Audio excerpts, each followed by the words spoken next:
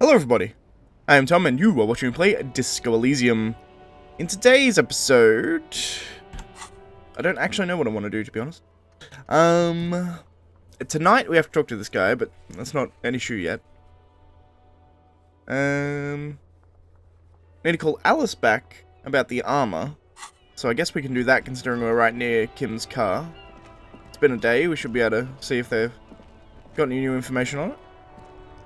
Inside, you see a set of steering levers, a radio microphone, a pull-out toolbox, and the soft glow of the fuel preheater gauge. Pick up the radio. This is Precinct 57. How may I assist you? Have you heard back from the ICP about the serial number? Yes. The armor was produced by Fairweather in their facilities in Bétancourt, sur la Clé in 42. It was part of a special order for Corps de Pharmacie, a security firm contracted to protect the interests of Oranese pharmaceutical companies in the Semenine conflict. So, it seems the armor went to Semenine. That's where the paper trail ends, though. Even the firm has proven difficult to track. Corps de Pharmacie has been renamed several times over in the years since the armor was issued. I'm guessing one of its names was Crenell? Yes. That is the most recent name the ICP has been able to connect to the CDP. And the one before it was Damwell. I also have one called Sediment, but I think that might be a different contractor. No, they work called Sediment. And somatosensor, it seems. All that during the last 9 years. A suit of armor like this would have been manufactured with a particular person's physique in mind. You should ask for whom this suit was fitted. A suit of armor like this would have been customized to fit the wearer. There must be a record of the person to whom it was issued. Yes, but the ICP tends to be reluctant to share private sector records. I could try to talk them into it, though. This is a fun challenge for her, an opportunity to contribute beyond doing her job by rote. She'll gladly put in the extra effort for Team RCM. Thank you, officer. I really appreciate the efforts in this case. Glad to help. Call back tomorrow. Hopefully I'll have more for you then. Cool. That's all. 57's over and out. In the cabin, you see a set Alright, close the door. Fantastic. That's good to know. And we have a conscientious officer trying to help us here, which is helpful. Because that's, like, the main thing we want to learn, is we want to learn specifically who that person is. Alright, so I'm tempted to talk to, dickhead over here again. First things first, let's pay for my room, shall we? Can I help you? Bill for tonight. 20 real. Good. You got the room for the night, but remember, you'll need another 20 real tomorrow. So you got, let's see. What's this?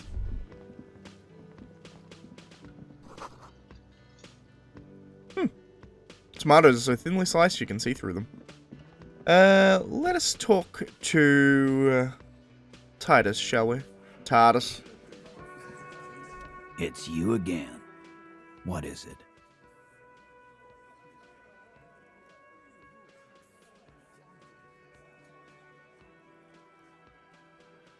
Let's talk about the rape victim again. Again? Seriously, man. Fine. Yeah. Enough about it then. Whatever. Yeah, she said she wasn't raped. Fuck. I knew that fucking whore couldn't be trusted. For the record, Titus Hardy did not explicitly specify the victim as a whore, nor did he say anything about trusting her. Oh, shut up and stay out of this, Liz. He raped her. He was out of his fucking mind. You have no idea. She's just in denial, asshole. You don't understand the traumatic experience. She's shutting down, and she doesn't fucking trust you. Yeah, she's crazy, you know. A crazy bitch. You know the type. She's fucked up. This is a diversion. Stay on track. Cut the bullshit, she told me the truth. Lawman, I'm at the end of my goddamn rope with you. I fucking told you not to push her. And you went and pushed her. I am gonna fucking... Titus Hardy! Everett personally sent me to take care of this. If this goes south, we'll all be in the shit. But you, Titus Hardy, are going to be buried. Am I understood? When she's angry, she emphasizes the S. It gives her voice a strangely hypnotic quality. Her lips barely move as she speaks. Interesting. Someone has to rush in to break the tension. The second in command. Look, Copper. We know that that fuck was a rapist and a killer. We got him confessing to it on tape. Show it to him, T. What's the harm, right? Here, jerkwad, listen to this shit. And then come back and tell me the soldier of the apocalypse was an innocent man. This is their last play, this tape. Their story is in tatters, a mess. It might be nice to listen to, but at this point, you don't need to. Why should I care about the tape? You lied to me. You don't care about evidence. The fuck are you a cop for, then? Pigs, T. They don't care about getting the truth. They care about getting convictions. They are fucking keeping a score on their bulletin boards. I won't be on your bulletin board. If you don't listen to the tape, we got nothing to talk about. There's a lot of questions. If you ask them now, they'll just keep bringing up the tape. Listen to it, and they'll have nothing to hide behind. Why can't I listen to this? I'm sure we can find a tape player. Where can I listen to this? Why don't you try shoving it up your ass, genius? Yeah, play it with your ass, cocksucker. I'm sure we can find a tape player. It's not a problem. Your room had one. Or maybe it's too broken. Don't forget your tape, lawman. Compliments of Titus Hardy. Fine, I'll listen to it. You do that. Oh, and keep it. Maybe you'll need a reminder of human ugliness someday.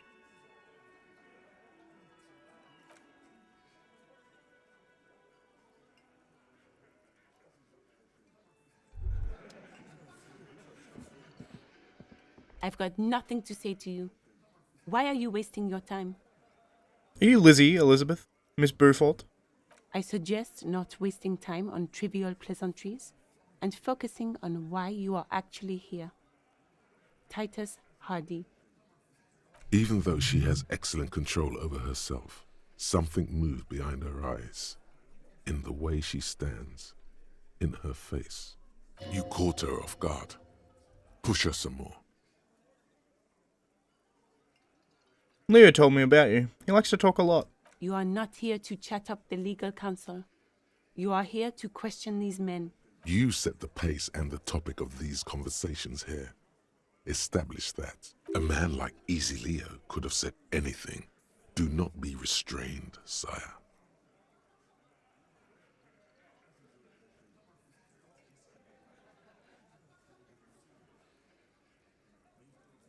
He said you were in debt to Mr. Clare. I represent the Union and these men here. Don't make this personal. A very minor victory.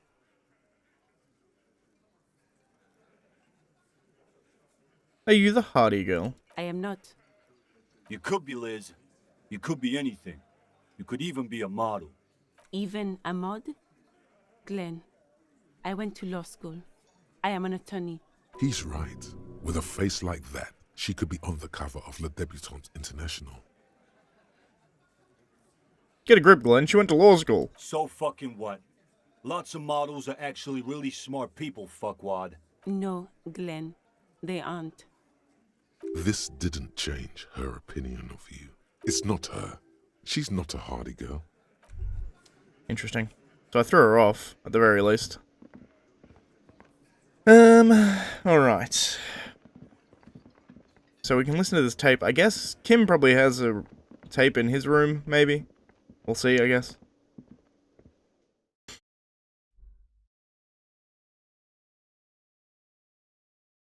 I do remember there being one in mine, but there was tape pulled out everywhere.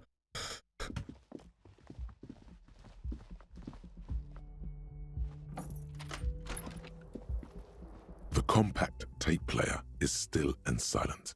Seems it has completely broken down now. The machine was made in Revachol by a company called Le Mercier. Their logo depicts the triple-towered Delta skyline. It was supposedly built to last. Thanks for that completely pointless bit of information, Brain. This would have been very helpful with the Megamix, but it isn't anymore. Any ideas? My Kinema only comes with radio. Let's try to find a new tape player. Perhaps we should talk to Roy at the pawn shop. He has stuff. He has stuff. He does have stuff. Not a bad idea, Kim. Something I hadn't actually thought about. It's one of the few instances in games like this where my partner actually gave me an idea, rather than me already having the idea and just having the game confirm it for me. Let's see. Let's go talk to Roy.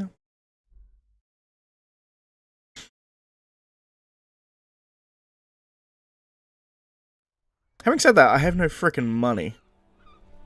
Then again, I'm a police officer. Maybe I'll just say, hey, I need to listen to this tape. Can I use your tape player? Could work. I also have some shit that I can sell to him as well. Like, it's not like I'm completely destitute. I have like 3 real. Also, apologies, I forgot to turn Discord notifications off, so you might be getting doot in the background. Hey, Roy. Hello, hello. Let me know if I can help you with anything. I'm looking for something that plays a tape for police business. Yeah, we still have those boom boxes on the shelves. Interesting. Yeah, I guess that'd work. The boomboxes wait on the shelves, and your boombox, that gold and amber Harmon Waushi, stares at you longingly with its tape reel eyes. Can I play a tape on one of these boomboxes real quick? Sorry, man. I can't be giving out freebies. Never have, won't now.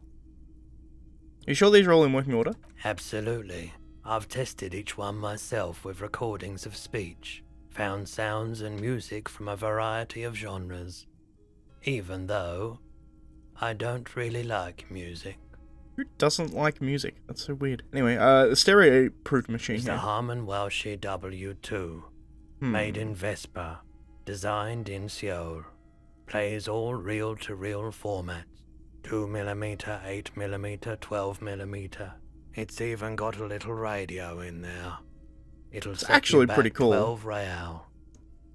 Playing all real formats is actually probably pretty rare for a cassette player of the time, right? Can I get a discount on it? A police discount? A discount? I do have to keep... Remember, he doesn't like music. He likes sounds.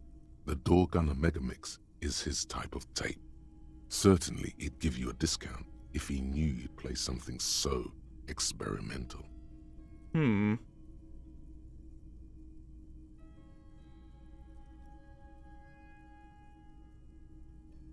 not just doing any police work. I've got the Door Gunner Megamix here, an ear-defining work. Let's do 4 real. 4 real is offensively low, but just this once. For the music, concrete, cop. Cool. I'm assuming that I can keep this Hello. discount, by the way. Let me know if I can help you with anything. I have something else Sure. to sell. Let me have a look. Anything else you're thinking of selling?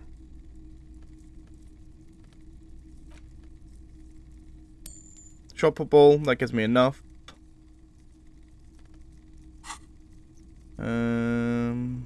Another time, perhaps. The boomboxes wait on the shelves. Thanks for the discount, man. Here's money for the your boombox. And here you are. Quality sound reproduction on the go. It'll play anything, wherever.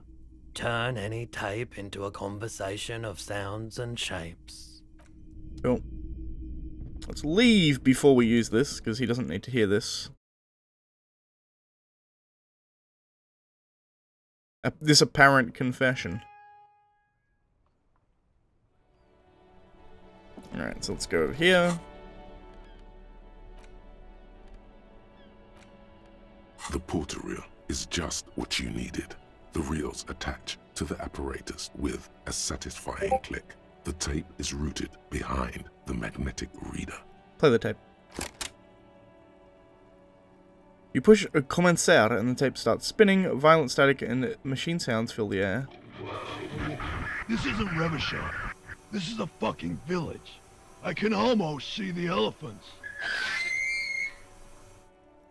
Some kind of machinery. The harbor. That's the son of a Kvalson crane. When this shit is done, I'm gonna tear that place up. Soldier of the Apocalypse style. Kill shit. Dogs and chickens too. Hmm. Gonna run a room, Cordy. A real nice room. I don't give a shit. I'm fucking done. I'm done mentally. I'll fucking do them all in. Rape that disco cunt on the counter. You know, the dance a whore upstairs. Do it Kohoi style. Never did get that taste out of my mouth. Hmm. The lieutenant presses the button marked Arrete on your portereel.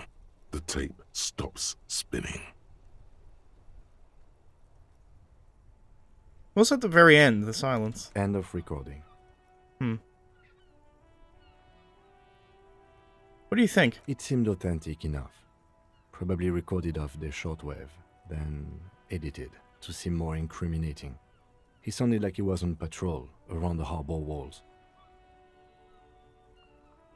Hmm. Agree. He also sounded inebriated. Still. You're familiar with look now. It's his look of suspicion. There's more going on here than we know. Who's this Corty? Corty could be short for Cortenard, one of the other mercenaries, the one he was talking to. Probably the mountain at the harbor gates. Mr. Right to Work. Makes sense. What's Kohoi? A village on the Samaran Isola, in South Safre. Grad committed war crimes there, the kind of thing he talks about. Think he was there? Who knows? Maybe the tattoos would have an answer. We would need to know the story of this man's service. A symbol of soldier of the apocalypse style conduct in a civil environment. Alright then, what now? I think we've got a few more questions for class here, don't you? This seems to contradict her testimony, at least to some degree. That's true.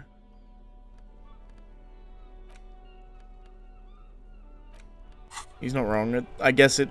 I mean, kind of. It doesn't really.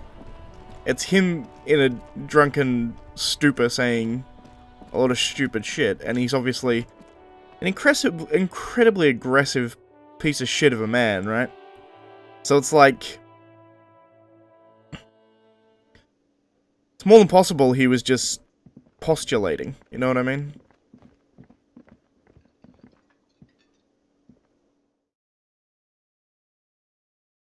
Anyway, we'll see what Classe has to say, I suppose.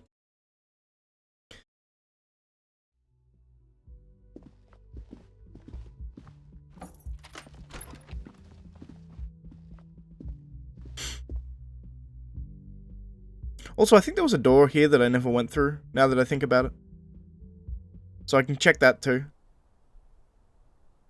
Because we can come out here.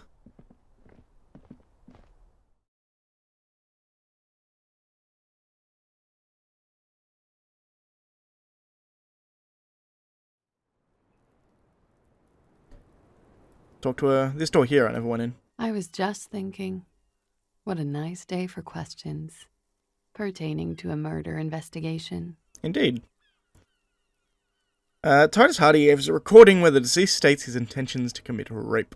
She puts her coffee cup down with a soft ring as the porcelain meets the metal table. Did he? I never said he was a good man, or that he had good intentions. Only that he was never bad to me. True.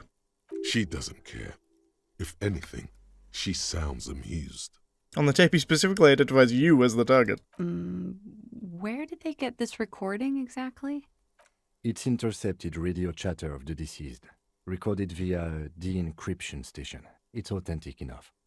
Does he say he's gonna do it Soldier of the Apocalypse style? Those are the exact words he used. Yeah. That was practically his pickup line. Ah. Did he say whores a lot? Was he pretty much on the verge of doing it Kohoi style? Yeah. Both. Kohoi was mentioned. He wasn't actually there. He didn't do a tour, or at least didn't tell me he did. Would have been overkill anyway. He lived his own little kohoi. It wasn't his everything. Am I saying things like that? Machismo? Yes, was he bragging? Oh no, I'm pretty sure he did all those things. Then integrated them into his idea of normalcy. To keep on living. Until they just sort of turn into his, what's the word I'm looking for? Coping mechanism. Running joke. I was gonna say running joke. And it sounds like you didn't even get the good bits. Lely's punchlines got way, way funkier than that. Interesting. He was like the Seminese conflict, the Kohoi massacre, and the 36 famine in Yezud all rolled into one person, then cast in Orani ceramic armor, which he wore in bed and in the shower. You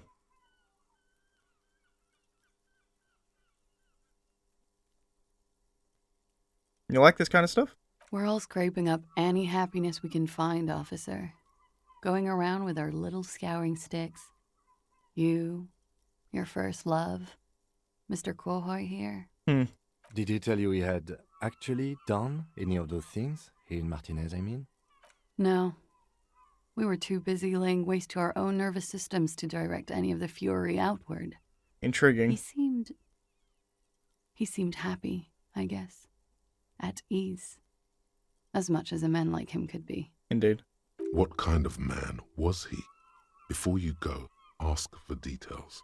She seems okay to talk about it. Thank you for clearing that up, miss. Whenever you're ready. I mean... She takes a very small sip of her coffee and smiles. Now that you've had some time, can you tell us more about the victim? Like, for example, his name? Actually, officer, I didn't know his name. I just called him Lely. A nickname? I guess. He came from Lelystad. It's short for that. And it was his army name, apparently. He said his real name wasn't his. I tried to pry it out of him, but it was no use. Lelystad. That's a good start. We have a few questions you can help us with. A few things a field autopsy alone can't answer. The young woman cranes her neck, trying to catch a glimpse of the page the lieutenant passed to you. On it is a list of autopsy observations recorded neatly in blue ink. Everything left to be clarified is in the column on the left. Where is Lelystad? The place, I mean. In Oranje, officer. It's, I think municipality is the term. A nowhere town there. Fair enough. The Lelystad municipality has few boroughs and even fewer cities. It's made of agricultural plots near the border of Gottwald. Executive summary. Cows, silos, and wheat. Silos and wheat. You were almost right, officer. That means his race was occidental, not mondial. I'll update the form. You were both from Oranje? Yes. We were compatriots. Did that bring you together? No. He was too old for that. And from another part of Oranjenrek. I didn't even understand his accent. What brought us together wasn't Oranje. It was bad habits. Fair enough. No love for Mother Oranje. But wasn't he a soldier? This could be worth pursuing. A military man, but not a patriot. No. He left the National Service after they taught him to do what he did on Seminine. He wasn't the flag-waving kind. Making money, killing people making kind. money, killing people kind. Makes sense, I suppose. He was by no means a stupid man. A people person. A small platoon leader. Certainly not a patriot. You don't seem like much of a patriot yourself. There is nothing on Moindi. The old, old world is dead, and we both knew it. Maybe Oranje did bring us together. In loathing. In loathing. I love Revachol, though. I hope she loves me, too. How old was he, miss? He was 42. 42? Are you sure? I would have had him above 50. He had many scars that made him appear older. But no. I mean, He was also smacking shitloads of drugs and alcohol with her, like that ages He you. even celebrated his birthday, like, some weeks ago. It was a funny 2 days. He had little reason to lie to me. Looks like you were right, officer.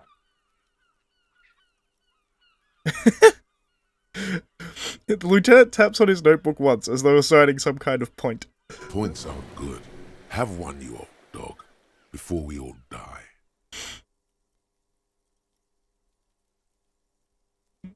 Better not to mention it. The young woman looks at you, then the lieutenant, then you. Eye color? Blue. Light blue. They were like little blue galaxies, you know? It was strange, seeing those eyes in his fucked up face. Pardon the swearing. I do him an injustice. He wasn't ugly. And he had a beautiful, soft voice. Very surprising, what with all the scarring. It was quite something, watching him speak. She was enamored by his juxtaposition, I guess.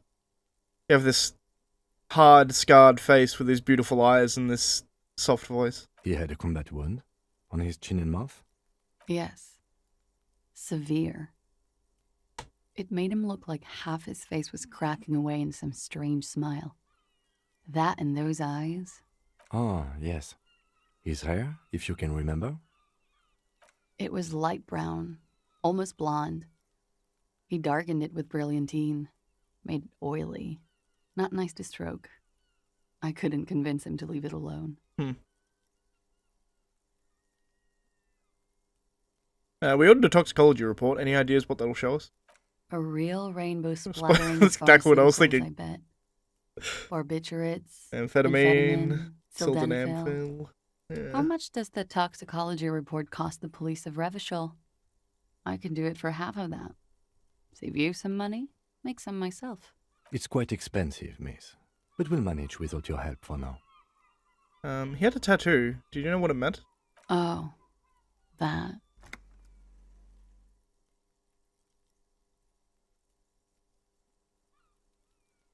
It was a map of his service history?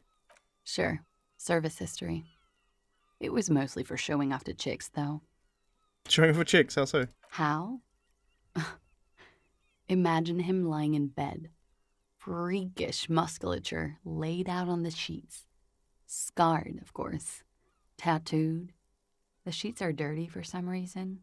Is this Oranese lit? Don't He's interrupt. smoking and drinking, of course. And his chest and shoulders and arms are studded with stars. Tens, hundreds of them. Maybe even thousands. And the woman goes like, "What was this, baby?" And he says, "That was too hardcore.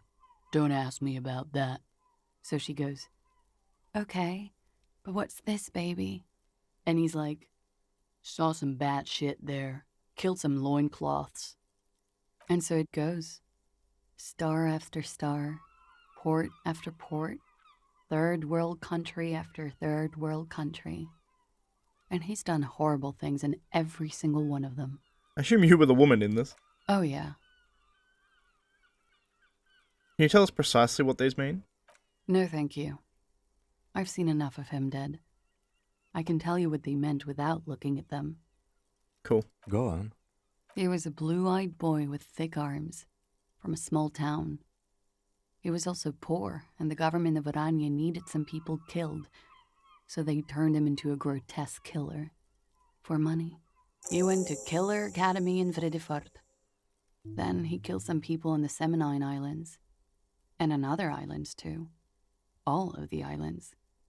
After this, he came to Revachol and got killed himself. Not a very fun story. It is when you're high. It can be very exciting then. You have the tools to deal with it. It's not a very nice story to remember when you're sober. A change of topic? I think that finishes this line of questioning. All right. Coolly, gracefully, she pours herself more coffee. I'm not sure your room is close to mine. I have a personal question. Yes. You're just one room away. Very personal. Good. Yes. This means she could have heard something. Like what you were doing before you blacked out. Were you in Sunday night? I just need what I did before. I need to know what I did before I lost my memory. You do not need to know that. What you need is to ask normal police questions. Like... Get a grip, he thinks. At least do your personal stuff when I'm not here. Fine. Try to listen later, miss. Why not? I'll be here until 11 p.m. Drinking coffee, most likely. Ugh. Coffee at 11.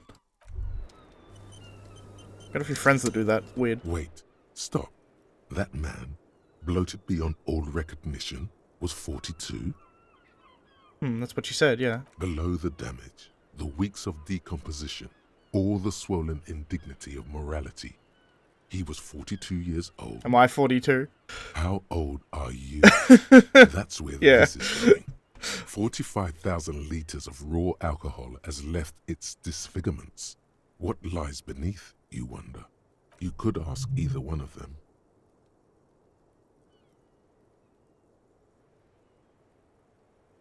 Miss, how old do you think I am? Huh. How old do I think you are? She's buying time to formulate the best answer. I don't know. 1, 2. I don't know what I'm supposed to say. How old is a newborn cop who doesn't remember he's a cop? I think I'm circa 45. You're not. I said 35 by accident there. Sure he is.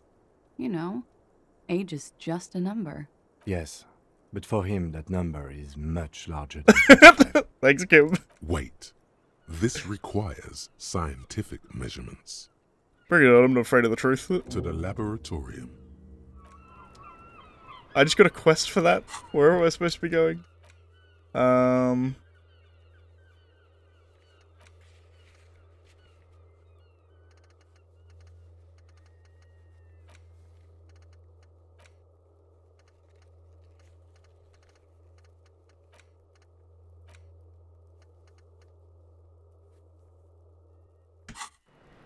I guess go look at my picture in the mirror is what I should do.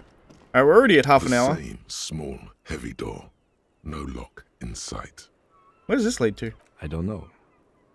It is not the first closed door we found in this building. There is also your mysterious blue kitchen door. You think it's important? I don't know.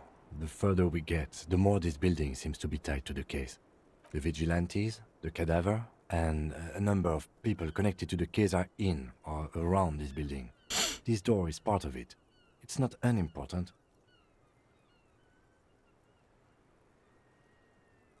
See, the main investigation and the door below are merging into a stereo investigation. I hate it when that happens. Push? It's barred from the inside. You hear the bar rattle in the brackets. Sounds like it's heavy, too. Very sturdy. I'm not gonna kick it then. That's gonna be it for this episode. That's gonna be it for this episode. So if you liked the video, please leave a like. If you're not subscribed, please consider subscribing. As always, thank you for watching, and I shall see you next time, where I'm gonna go downstairs and talk to... Whoop, that's not what I wanted. And talk to TARDIS again. See what he has to say about these allegations going forward.